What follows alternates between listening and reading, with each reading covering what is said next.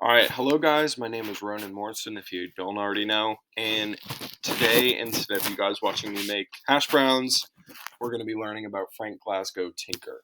So, Tinker was born on July 14th, 1909, in Kaplan, Louisiana. Eventually, in 1924, his family moved to DeWitt, Arkansas, where Frank finished high school and then eventually joined the U.S. Navy in 1926.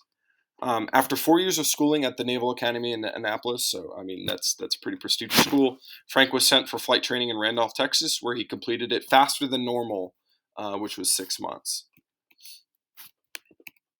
During 1934 to 1935, Tinker was stationed with the West Coast Fleet. He served as an observer with the Navy and actually crashed with his pilot on May 15th, 1935. Frank was eventually court-martialed for a separate instance. This wasn't because he crashed. I think he assaulted somebody, where he found a job at Standard Oil to pass the time. And eventually, his pilot luck would strike, and Spain had devolved into a civil war, and they were in need of pilots. So he heeded the call. Tinker left for Spain to fight with the Republican, which were the democratically elected government forces, against the nationalists, or like fascist, led by Francisco Franco and the fascist nations of Italy and Germany. The United States at that point actually had a non intervention stance toward the war, so they wouldn't actually send men, material, money, anything, because they obviously didn't want to get involved in another war, seeing as World War I had still left a pretty big impact on the country's mentality.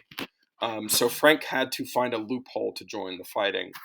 Labeling his work as a job, he was able to negotiate a salary of $15,000 a month to go fight for the Spanish Republicans, with a premium of $1,000 per aircraft he shot down. So anytime you shoot down an aircraft, $1,000, $1,000, $1,000. So he's getting paid to go fight. So he's a mercenary, which very, very interesting.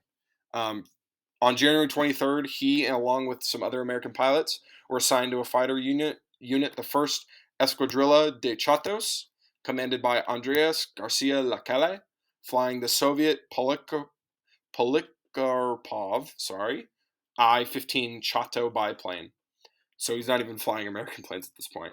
In 1937, he flew many combat missions against the fascist Phalangist Air Force, which were generally the Germans and Italians. On March 14th, Tinker shot down his first aircraft, an Italian Fiat CR-32 fighter, followed by another CR-32 on March 20th. On April 17th, he shot down his third fighter, a German Heinkel HE-51 fighter from the Condor Legion, which was Germany's volunteer air force over in Spain.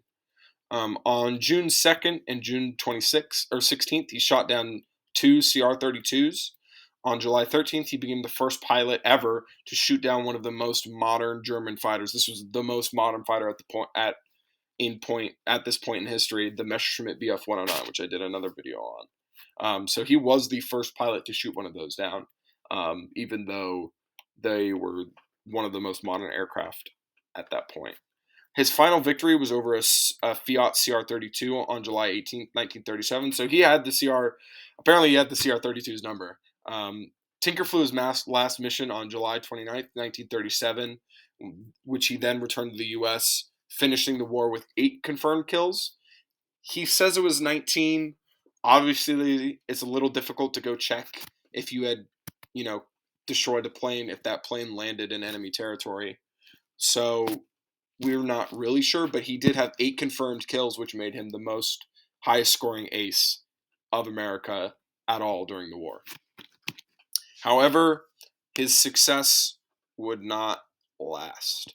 Eventually, Tinker fell victim to combat stress reaction, which is basically PTSD, due to the constant combat of the Civil War.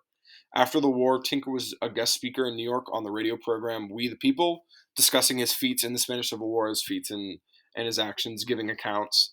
And he eventually wrote a book called Some Still Live. However, after this book was published, Tinker was dead. Reportedly, a suicide by gunshot to his head in a Little Rock hotel. Now, this death is very, very controversial. Many relate the reason he shot himself to the FBI giving him harsh treatment for fighting for the Republican side because the Republican side had sided with socialists and communists, and obviously during the 1930s and 40s, the United States was pretty anti-communist, so they were kind of questioning his sympathies. Tinker asked to return to the U.S. Navy or U.S. Army as a pilot, but he was completely rejected.